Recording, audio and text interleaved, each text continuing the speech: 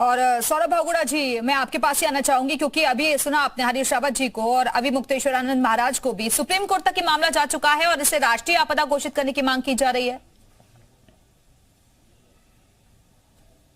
Ma'am देखिए, मैं इस पर बहुत ज़्यादा कमेंट नहीं करूँगा कि जो कोर्ट में मैटर है वो कोर्ट डिसाइड करेगी, ऑनरेबल कोर्ट डिसाइड करेगी।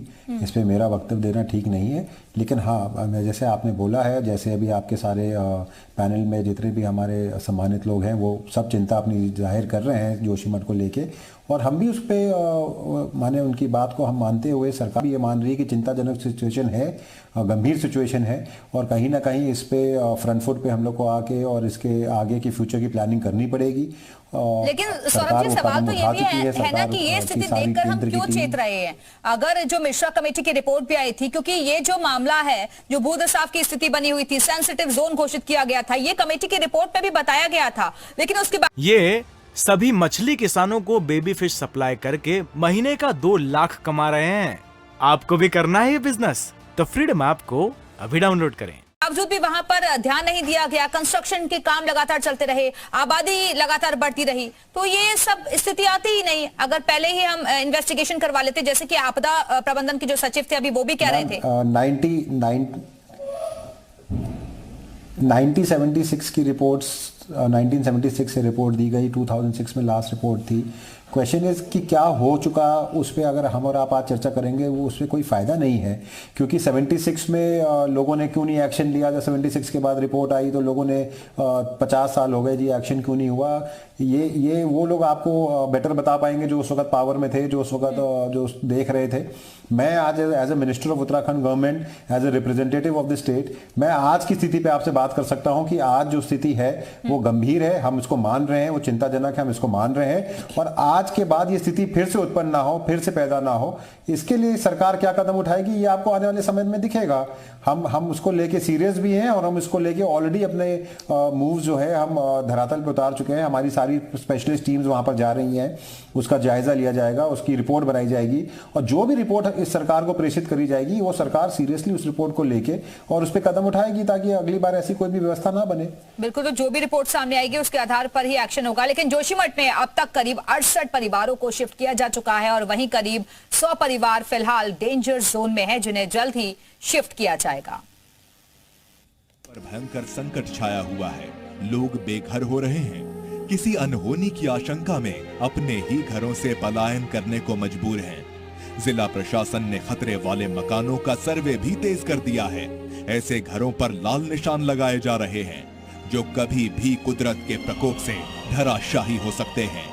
लोग अपना घर बार छोड़कर, सामान बांधकर यहां से रुखसत हो रहे हैं। साथ में आंखों में आंसू है और पेट पालने की चिंता भी।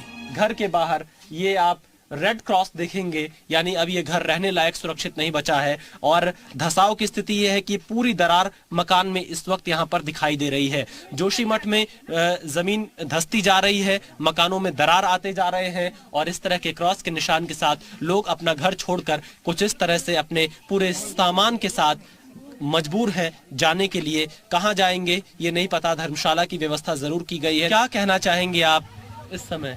कुछ नहीं कहना चाहूंगी सर, बस सरकार से यही है कि हम लोगों को जल्द से जल्द शिफ्ट करे और घर के बदले घर और जमीन के बदले जमीन हम लोगों को दे, जहां हम अपना रोजगार कर सकें, अपने बच्चों को पाल पोस सकें। हालात यहाँ पे बहुत खराब हो चुके। ये हमारे पड़ोसी है, हमने कभी सोचा भी नहीं कि ऐसा होगा। ये बहुत गरीब लोग थे। तब मैं यहाँ पे सभासद थी इस नगर की, और हम ही लोगों ने आवास दिलवाया इनको, लेकिन आज स्थिति इतनी खराब हो रखी कि इनको छोड़ना पड़ रहा। जोशीमठ में आम लोगों के मकान ही नहीं, सरकारी भवन भी आपदा की जद में आ चुके हैं। जोशीमठ के तहसील परिसर में भी दरार पड़ चुकी है। जोशीमठ के सरकारी भवनों में भी अब दरार दिखने लगी है। इस वक्त मैं जोशीमठ के तहसील में मौजूद हूं और तहसील परिसर की मैं आपको तस्वीरें दिखाता हूं। सबसे पहले ये दीवार देखिए, इस दीवार में भी यहां पर दरार आ चुकी है। ये पूरी दरार यहां पर इस दीवार में दिख रही है। आगे बढ़ते हैं, आप देखिए दूसरी दीवार, ये जो पोर्शन है यहां पर भी दरार आ गई है। ये दरार लगातार जोशीमठ के अलग अलग इलाकों में बढ़ती जा रही है। रात को अचानक आवाज आई, मैंने सोचा कि सीधे दरवाजा खोल लिया है, तो मैं नीचे आया तो मुझे कुछ दिखाई नहीं। तब मैं सुबह इधर आया तो मुझे दिखा कि ये पूरा फर्श टूटा हुआ है, उखड़ा हुआ है। कैसी आवाज आई, थोड़ा सा ऐसे धड़ाक से आवाज आई कि कुछ चीज गिरी हो। जोशी मठ के पीडब्ल्यूडी भवन में भी दरारों ने दस्तक दे दी। एहतियातन बिल्डिंग को खाली करा लिया गया है। लगभग 2-3 दिन हो गया, पता नहीं चला सर। यहाँ रात को कभी सुबह देखो तो यहाँ दरारें पड़ रही, हम ऐसा ही रह रहे हैं यहाँ पे सर। तब डीएम ने बोला था कमरा खाली कर दो और हमारा सामान कल गोपीचौर शिफ्ट हो गया। जोशी मठ आपदा को लेकर राज्य सरकार से लेकर मोदी सरकार एक्शन में है। लोगों को मुसीबतों से बाहर निकालने के लिए पीएमओ ने हाई लेवल बैठक की।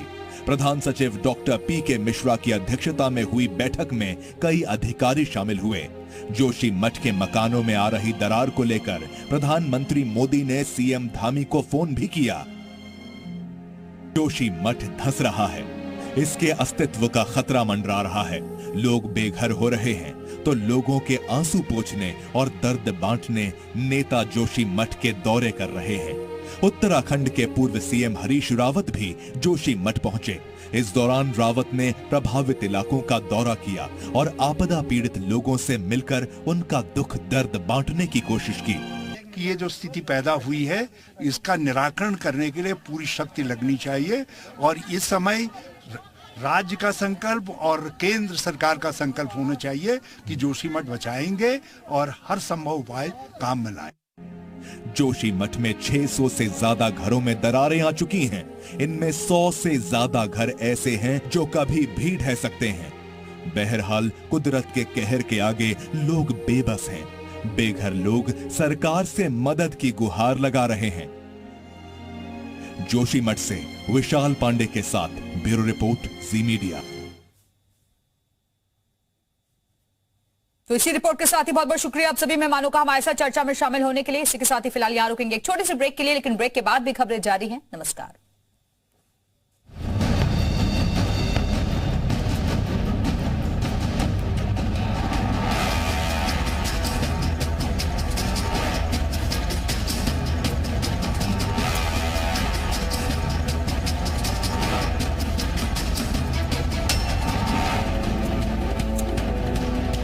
ये सभी मछली किसानों को बेबी फिश सप्लाई करके महीने का 2 लाख कमा रहे हैं।